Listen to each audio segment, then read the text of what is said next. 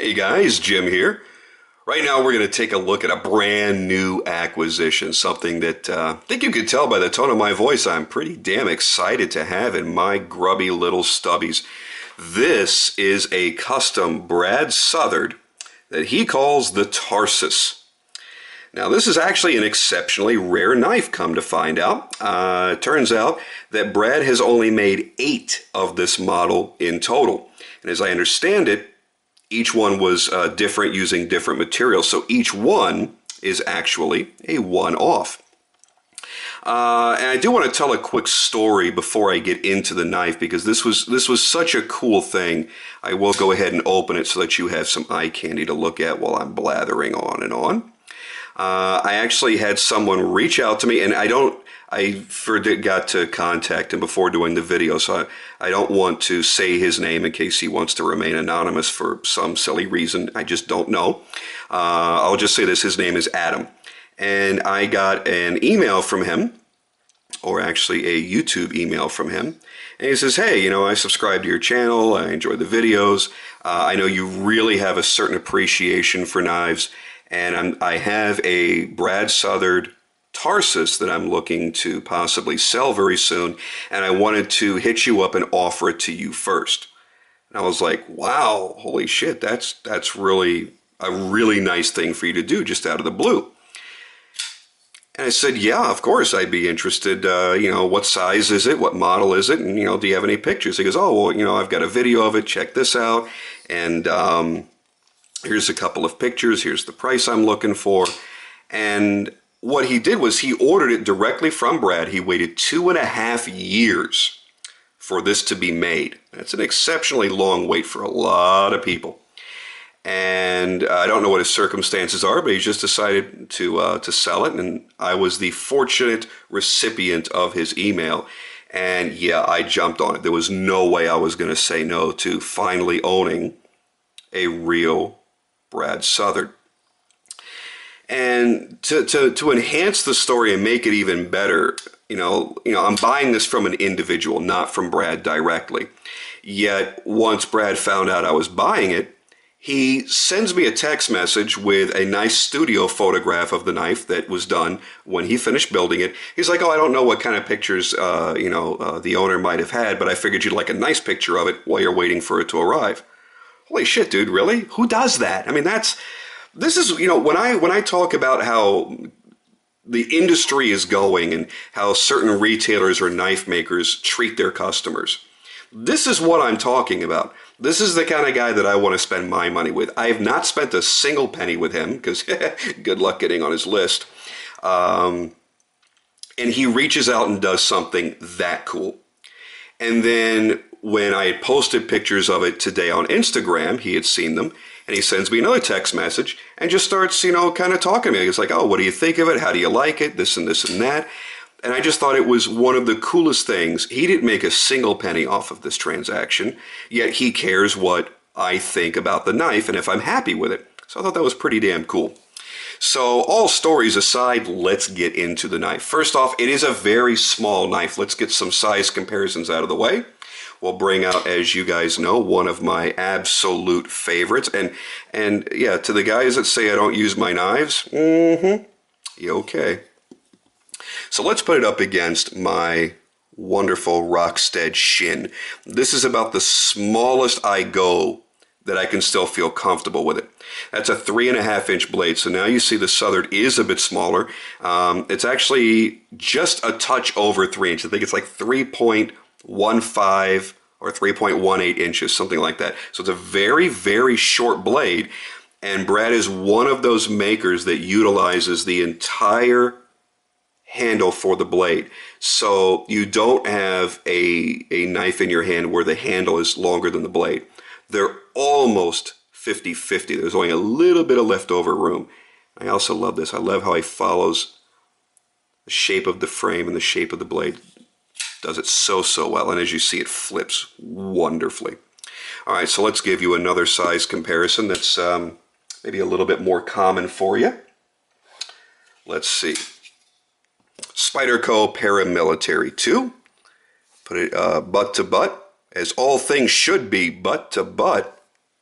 Read into that what you will. As you see, it is considerably shorter than a para II.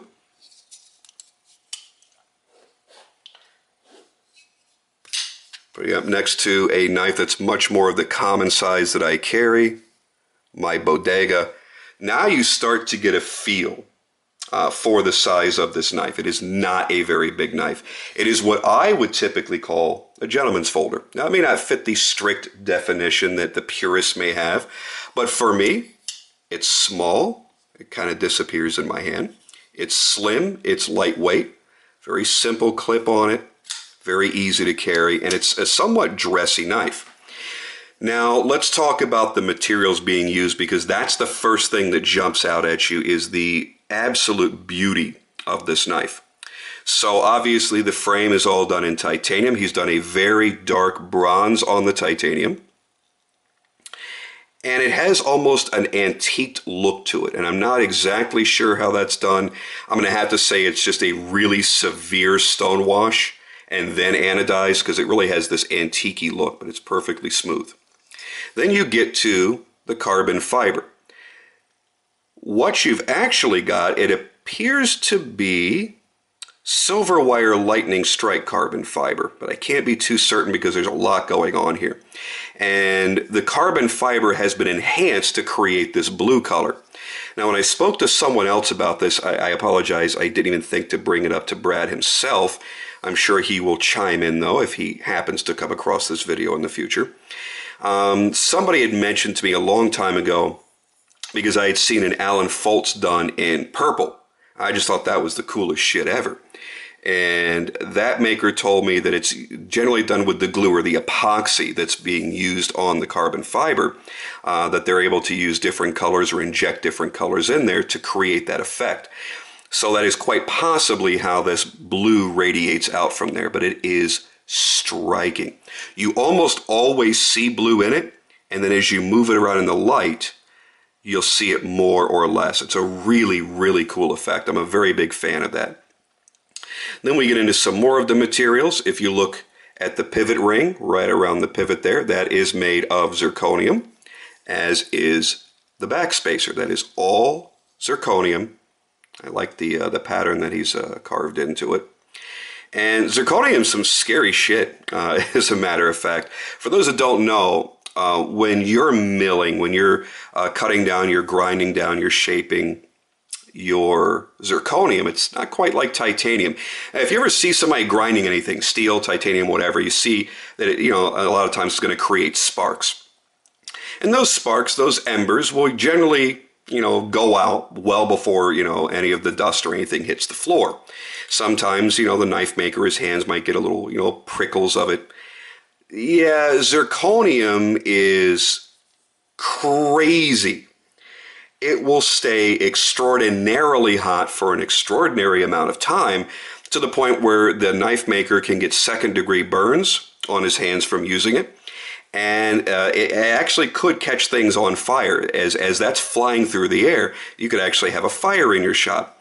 And it's such a dangerous and scary material that the places that you would typically source it from will make you sign a waiver that you understand the clear dangers of working with zirconium, and that the supplier is not held responsible for any liability, whether it be for personal injury or for property damage.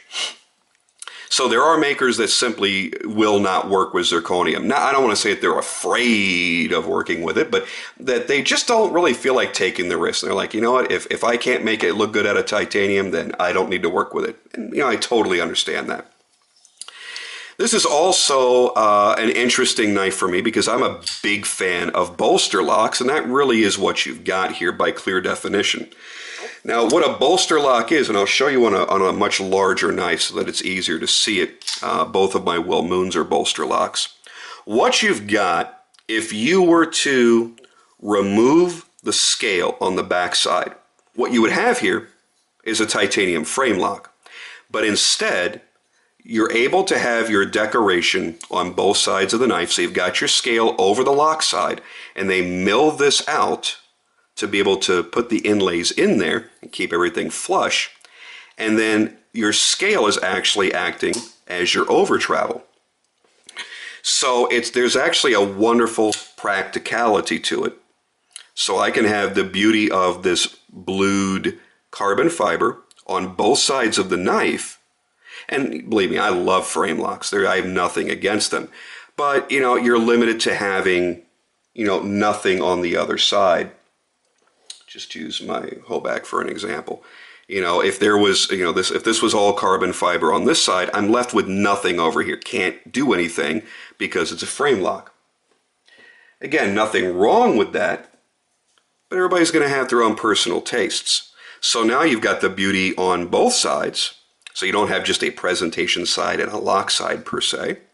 And you have the extra stability added by the lock engaging that scale and preventing it from over travel. Now, the thing with Southards are this. Most people won't sell their Southards. So I do feel very, very fortunate to have gotten this opportunity. When you do see a Southard for sale, you're going to pay a tremendous amount more than it was initially made for. There's just no way around it. And they're made to such a level of perfection. That's why people don't generally, you don't see a lot of them for sale. There's a lot of great Grail knives out there. And you guys hear me talk all the time. My absolute Grail is a Todd Rexford Epicenter. And as hard as it is to get a Todd Rexford, you will see them being flipped from time to time. Whether it's an injection or it's an Epicenter or whatnot. R.J. Martins, I love my R.J. Martins, but you do see them, more often than not. It is a rare occasion to see anybody selling a Southard. They just don't want to part with them. And yet they command the same type of money, that we're talking about here with Rexfords or with Jeremy Marshes or anything like that. A knife that Brad may sell you, if you're able to get onto his list, you may pay $800 for. People are out there selling for $3,000. And that's quite a substantial markup.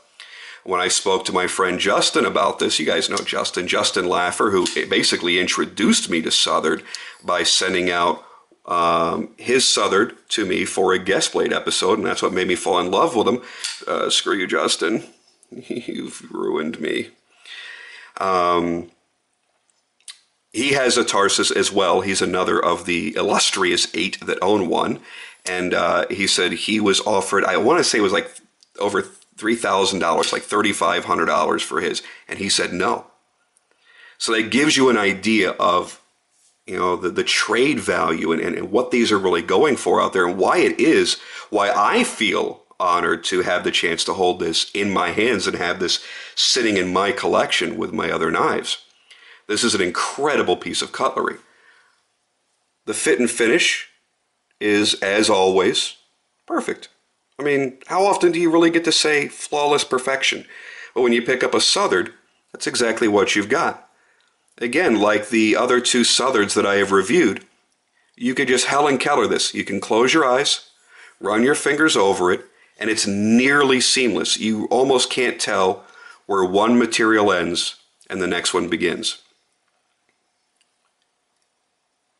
And if you look right in here, see if I can get it to focus, you will see the engravings that I missed when I first got the knife. I did not see them. Focus. You're having a little bit of a hard time. But it's actually going to say in there that this is S90V steel. It has the build date in 2013. There's Brad's signature.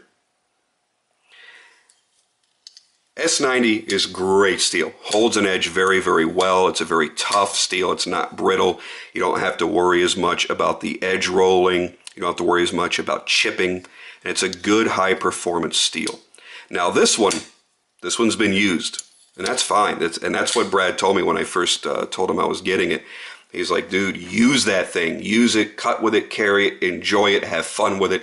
And then when you've beaten it up so much that it looks like crap, then send it to me. I'll do a spot treatment on it, make it look like new again. It's not as sharp as the other 2 Southards that I've sampled. So it's definitely, it's been used, and that's great. That's exactly what it was made for. And that would make Brad smile to know that when Adam had this, he used it. He didn't just pocket it and show it off to his friends. The flipping action on this is fantastic. Nice and solid. You can rock back on it, But it really is one that it likes you to do a push button on it. When you do that, it's lightning fast. His jimping, by the way, is some of the best jimping that I've ever handled. And here's why. It is not abrasive in any way. I mean, there's nothing sharp about it. And if you push down on it and pull back, your finger slides right across it. But you push down and try and push forward, and watch. I'm not faking this. It's actually pulling the skin of my finger away from my fingernail. So you see, I'm not faking that. You really do grab into it. And I liken it a lot to the fantastic jimping that we all know and love and respect about the Para 2. It's very, very similar to that, but that still has a grabby texture to it. This doesn't. You don't feel it, and I can run my fingers lightly across it, no problem. Once I push down, that's it. It locks you in. I don't know what his secret is. I don't know if there's a certain angle or geometry to it. I have no idea. But yeah, he does a fantastic job on it. Give you a nice tight shot on it. Maybe you can see something better on video than I can see with the naked eye. I'm having a hard time getting my camera to focus tonight, so I apologize for that. There's that pivot again with the zirconium ring. There is his notch out for the lock bar.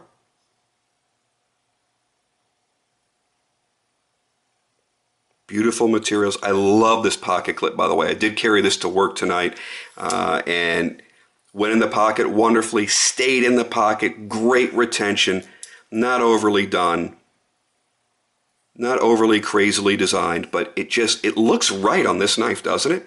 It's simple and it's sweet, just like the whole knife design. Now here's the thing. You know, unfortunately for me, I just like bigger knives. A 3-inch blade, the problem with that is it feels too small in my hands. I was telling Brad this tonight that, you know, I love the knife. I mean, and seriously, the quality and the beauty of this thing is out freaking standing. But when I go to grab this thing and yank it out of the pocket, drop it in my hand, and being a flipper, you know, you kind of have to push it up a little bit so that you can access your flipper on a smaller knife. Now what I've got is I feel like the knife is just going to somehow leave my grip when it's a knife that's too small. You know, it doesn't have to be a big whopper like the Olamic here, where it hangs out of the outside of my hand. I generally don't carry 4-inch knives. I only have a few. But, you know, I really like that 3.5 to 3.85 inch blade. It gives me the handle length that I need and a blade length that I feel is going to work for my needs. So this is going to most likely end up in Justin Laffer's illustrious collection. I did promise him that if for any reason it didn't fit the bill for me, that he would be getting it. So we're actually looking at doing a trade, because I got to be honest with you. Number one, I didn't get raped on the deal.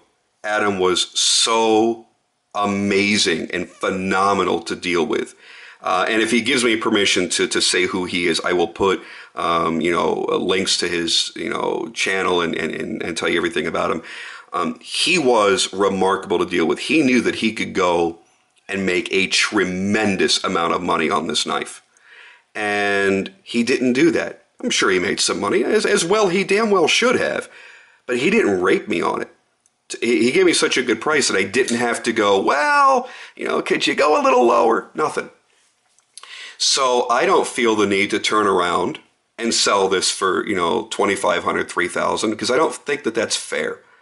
So I'm going to work out a deal with Justin, and hopefully it's for another Southard, because I told, like I told Brad tonight, I am, at this point, I will not be without one of his knives in my collection, period. It is that level. It is that fantastic in quality. And I don't care what the rest of the world thinks about him. Luckily, the rest of the world also feels the same and holds him in very high regard. But that doesn't matter to me. It's not a status thing for me. You know, if it was a status thing, I would carry nothing but Michael Walkers and Ron Best and Joe Cayos and, you know, stuff like that. It's not a status thing for me. It's about the overall quality and how it suits my needs. So Just going to try and work and get just a slightly larger Southard. That's it. I mean, he really doesn't really build any really big knives. So, 3.5 to 3.65 inches is probably where I'm going to end up at. And that's awesome for me. If you guys will ever get a chance to own a Southard, it doesn't matter what model it is, and watch the video I did on the other two. They were both guest blade episodes. And really get a feel for the amazing work that he does, the creativity he displays in his workmanship, the incredible quality that is just dripping from every single knife that he makes. You'll know why everybody goes so nuts. He has a legion of followers, people that just love his work, and it's very, very easy to see why. God, this really is beautiful. I'm not going to be brokenhearted if I end up not able to find something to replace this with, because you know what? Every now and then when I'm dressed up, that's a rare occasion for me, and I need a gentleman's folder, something small and lightweight. Damn straight you know what I'd be carrying. But, I'm more of a jeans everyday guy, slightly larger knife, easier to grab a hold of, throw a lanyard on it, pop it up out of the pocket into my hand. It's the kind of knife I really love. But it's so hard to resist when, this is sleek. This is sexy. This is like having a naked supermodel in your bed and then getting overly picky about it. Well, I don't know. She's got the fucking hammer toe. I don't know if I can deal with you. The rest of you is perfect and amazing, but that hammer toe, I can't get over that. Dude, get over it. Who cares? So what if the knife is a little bit too small? Well, how would you feel about pulling a knife like this out of your pocket and dropping it on the concrete, destroying it in some fashion that may not be reparable, may have to be rebladed or something like that? That would kind of suck, wouldn't it? That's kind of how I feel. And I don't have the world's biggest hands or anything, but that's where it sits for me. But other than that, God, this thing is just perfection. So I just wanted to give you guys a close-up look at it before it leaves my possession. This is probably my favorite blade shape that he's ever done, too. Interesting stonewash. I've never seen one of his blades stonewashed. I've only ever handled the ones he's done with that beautiful satin. And you still get the satin on the flats, but then you get this stonewash on the blade. Which again, while it's not quite as pretty, it's the most practical. Because then you don't feel guilty about cutting stuff with it and getting a few marks on it because they're masked by all of that stonewash. So, he really made some amazing choices here. And this is by far the best detent of his that I've felt. It is a great flipper. Alright guys, I do have to cut it off before my camera cuts me off. I want to thank all of you for watching. As always, I am going to try and get some more videos out as quickly as I can. I have some new acquisitions on the way, including a beautiful